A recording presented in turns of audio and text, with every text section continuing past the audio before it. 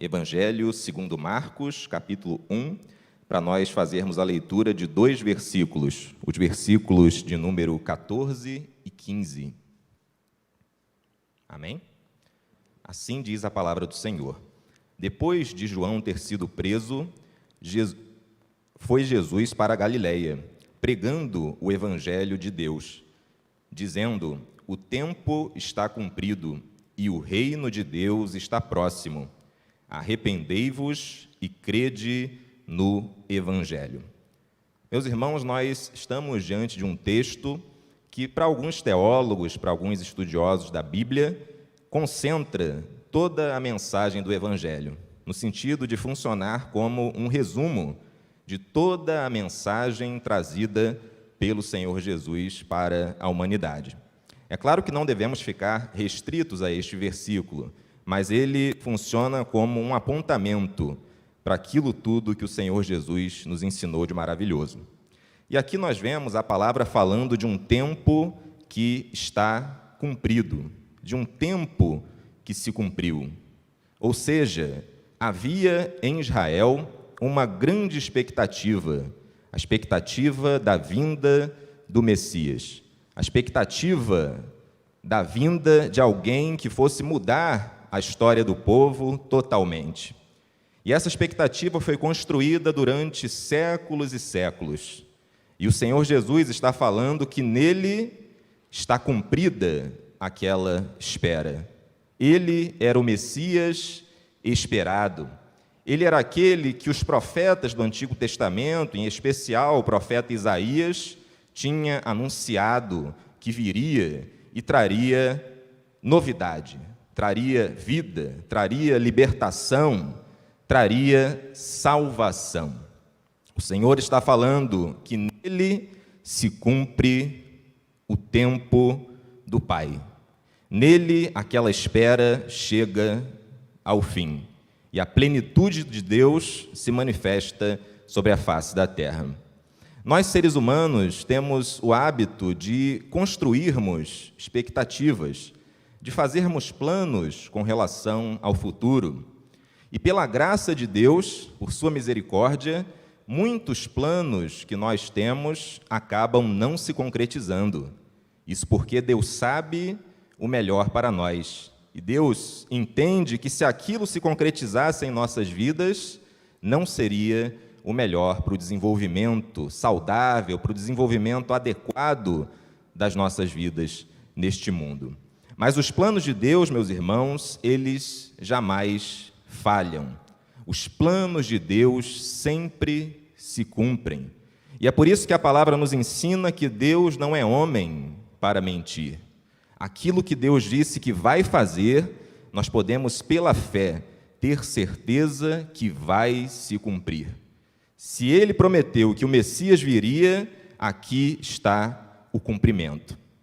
E o Senhor Jesus diz que o reino de Deus está próximo. E esse próximo aqui é no sentido de estar perto. É o reino que é chegado através de Jesus. E ao pensarmos, ao falarmos de reino de Deus, nós estamos também falando sobre o Deus que reina. Falar sobre o reino de Deus é falar sobre o governo de Deus, sobre o reinado de Deus, sobre a soberania de Deus e sobre nós, como servos e servas do Senhor, desejando que seja feita a vontade dEle em nossas vidas. Que a vontade dEle esteja imperando, esteja sobre, acima da nossa vontade. Quando nós, como servos do Senhor, como cristãos, como crentes, desejamos o reino de Deus, nós estamos desejando ser governados pelo Senhor. É como aquelas palavras que foram ditas por João Batista: convém que ele cresça e que eu diminua. Desejar o reino de Deus é uma atitude também de entrega. A palavra nos diz: entrega o teu caminho ao Senhor, confia nele, que o mais ele fará. quando nós nos entregamos a Deus, quando nós desejamos fazer parte desse reino através de Jesus, nessa entrega que nós temos, nós podemos ter a certeza, pela fé, de que tudo aquilo que nós precisamos, Deus irá realizar em nossas vidas. Não foi mentira quando Davi disse que o Senhor era o seu pastor e que nada lhe faltaria. E nós podemos declarar: o Senhor é o meu pastor e nada me faltará, que significa dizer que tudo aquilo que nós precisamos será suprido. Nos reinos humanos há falta. Nos reinados humanos pode haver a miséria, a escassez. Mas nós, que estamos integrados através de Jesus ao reino de Deus, temos a certeza de que Deus nos suprirá em Cristo Jesus. E o Senhor Jesus continua dizendo: arrependei-vos. Ele fala do cumprimento das promessas do Antigo Testamento através dele, o Messias, o Salvador. Ele fala do seu reino, do reino que se estabelecia através dele, e ele fala também sobre a necessidade do arrependimento. Um arrependimento que vinha sendo proclamado por João Batista, preparando o caminho para a vinda do Senhor Jesus.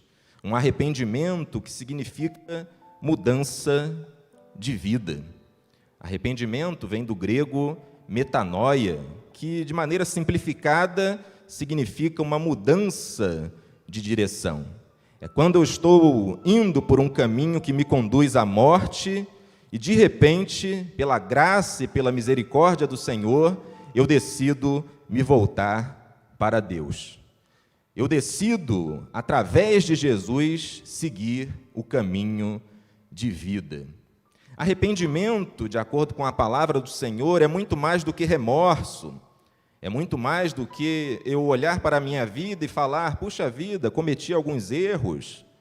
Arrependimento é mudança genuína, é transformação de vida. É quando conscientemente nós desejamos conduzir as nossas vidas de acordo com o querer de Deus e não de acordo com o nosso querer.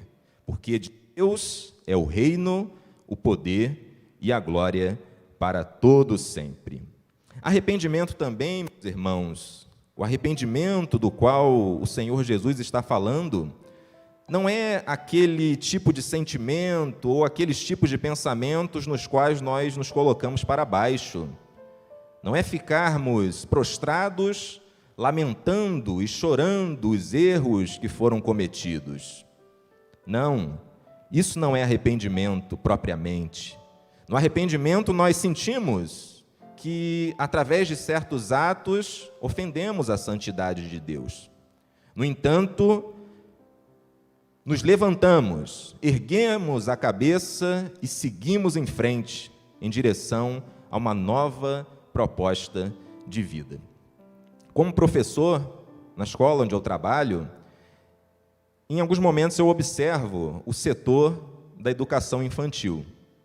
Em alguns momentos também eu tive que cobrir alguns professores na ausência dos mesmos, por problemas de ordem pessoal.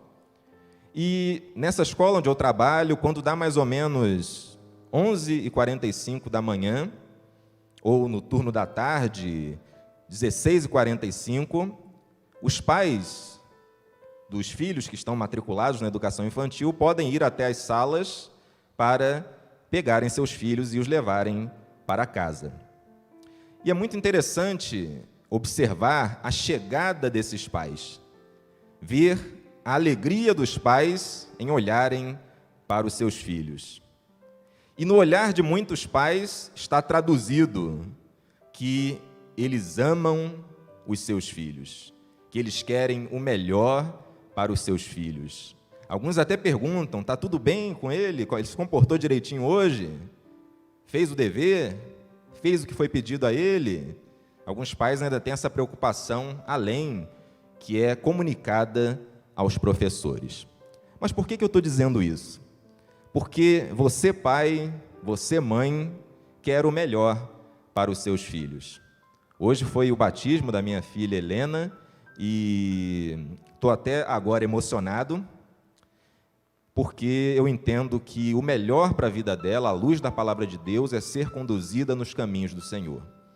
E um pai ou uma mãe que deseja conduzir o seu filho, a sua filha, nos caminhos do Senhor, quer o melhor para o seu filho.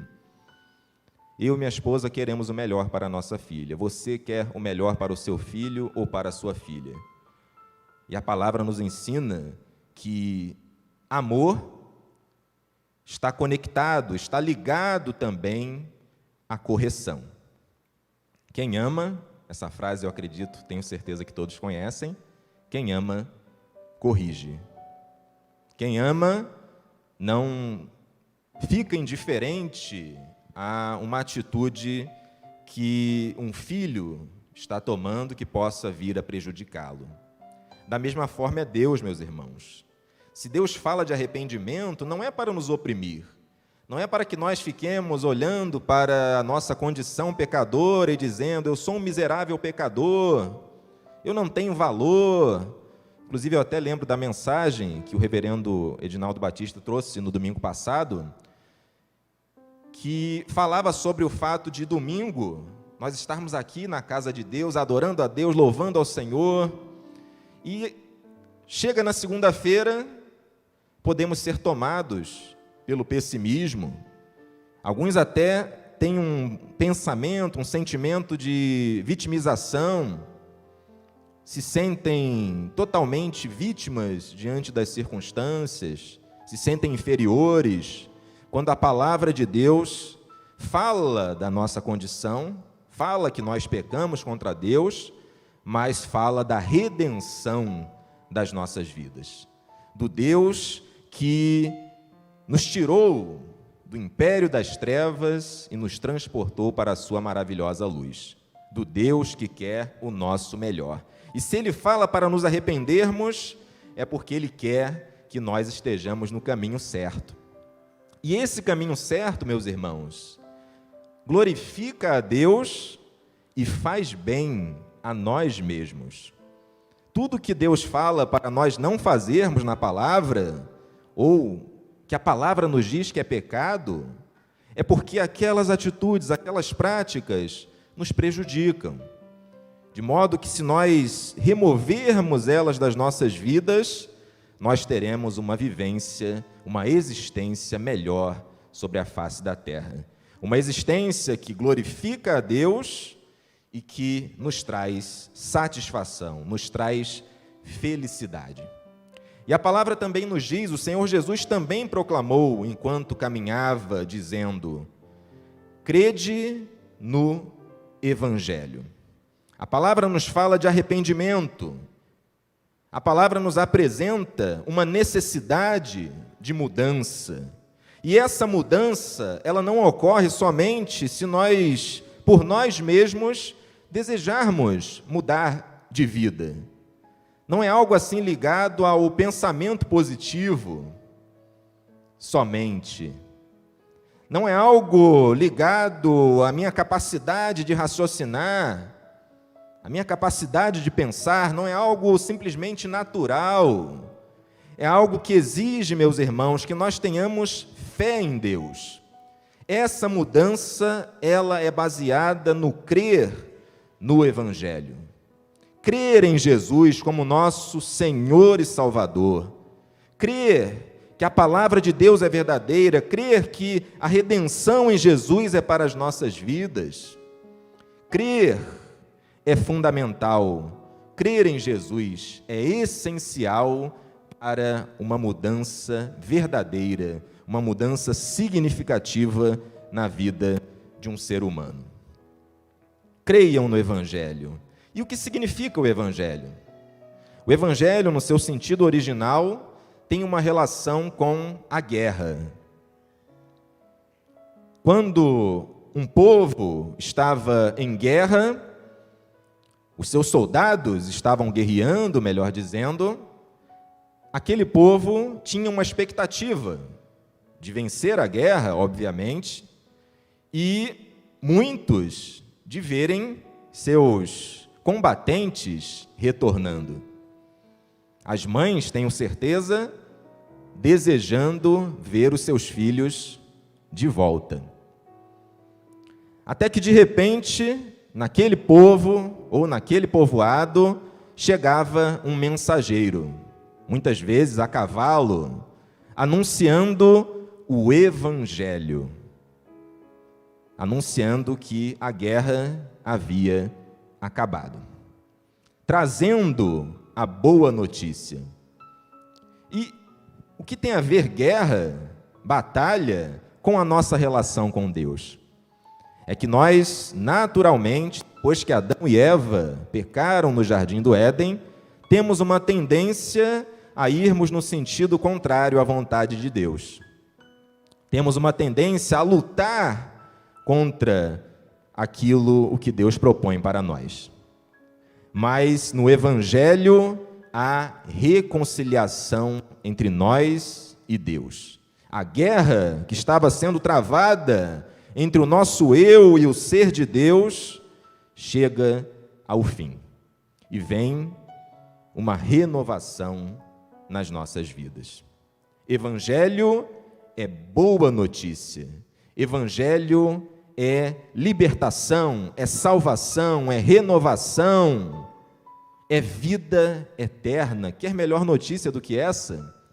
Por isso nós temos todos os motivos para nos cultos louvarmos, dizermos e glorificarmos o nome do Senhor.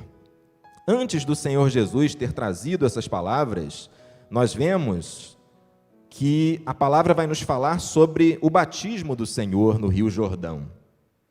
Nesse batismo, o Pai se alegrou do Filho.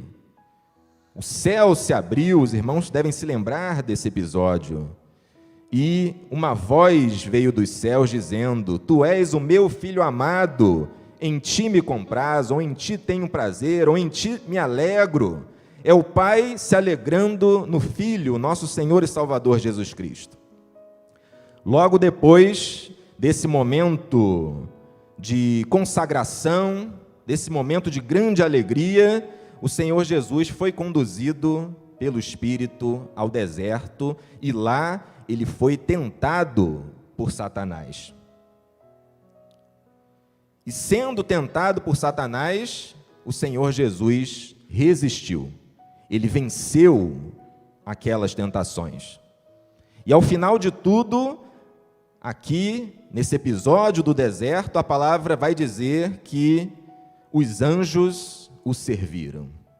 Depois o Senhor Jesus aparece proclamando a palavra conforme nos falamos, sobre o tempo que está cumprido e o reino de Deus que está próximo, sobre o arrependimento, sobre a necessidade de crer no Evangelho. Reparem, meus irmãos, que nós temos aqui uma mensagem que fala de alegria. O Pai se alegrou no Filho, conforme eu falei. Mas é uma mensagem também que nos chama a estarmos atentos. Porque o Senhor Jesus foi tentado, nós também somos tentados. O Senhor Jesus passou por situações difíceis no deserto. Você, tenho certeza, já passou, ou de repente tem alguém aqui nessa manhã que está passando por uma situação difícil. Mas, acima de tudo, meus irmãos, o Senhor Jesus venceu. Essa mensagem do versículo 15 de Marcos 1 é uma mensagem relacionada à vitória. A vitória sobre a morte, a vitória sobre o pecado, a vitória que nos garante a eternidade com Cristo Jesus. E eu convido você, todos nós, a vivermos no dia a dia de acordo com as palavras de Jesus. A pensarmos nesse Evangelho, a nos arrependermos, a buscarmos agradar ao Pai a todo momento. Que certamente nós teremos uma trilha, um caminho de felicidade.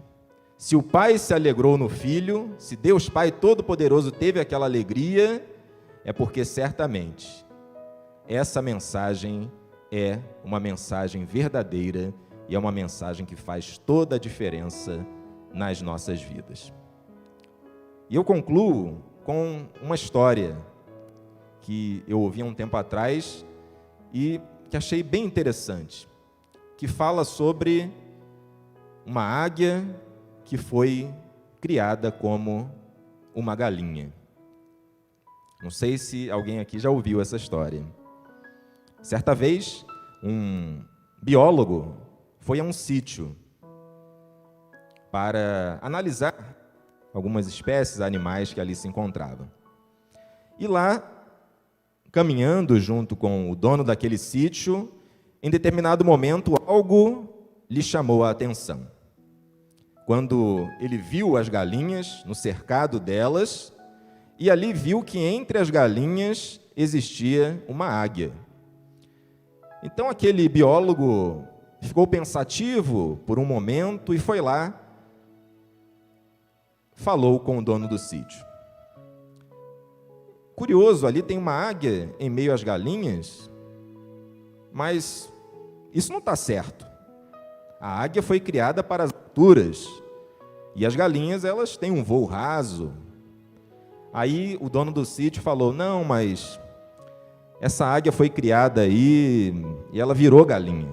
Ela não é mais uma águia. Aí o biólogo falou, não, ela é uma águia, ela nasceu para as alturas. Aí ficou aquela discussão entre ambos. Até que, de repente, o dono do sítio deixou o biólogo dar uma oportunidade àquela águia.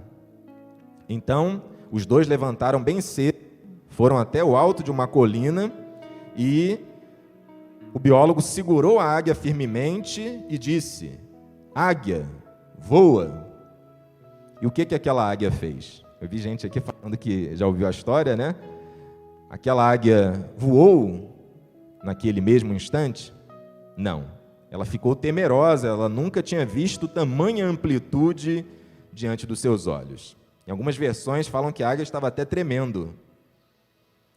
Aí o biólogo falou novamente, águia, voa.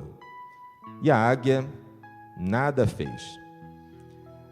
Como eles levantaram de manhã bem cedo, o sol estava ganhando força.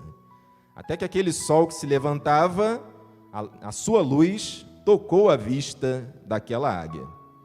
Então, com a luz do sol, instintivamente, ela começou a abrir as suas asas. E abrindo as suas asas, na sequência, ela voou. Voou alto, bem alto, até confundir-se com o azul do firmamento. Diz uma versão mais poética dessa história. Mas por que falar dessa história, meus irmãos? Porque nós fomos criados à imagem e semelhança de Deus. Nós fomos criados para a glória de Deus. Nós fomos criados para o melhor de Deus para as nossas vidas. Mas surgiu um problema, que foi o pecado, que nos afastou, nos distanciou de Deus. Mas Deus é tão maravilhoso, meus irmãos, que Ele não deixa problemas sem solução. Não tem aquelas pessoas que só falam de problemas? Problema,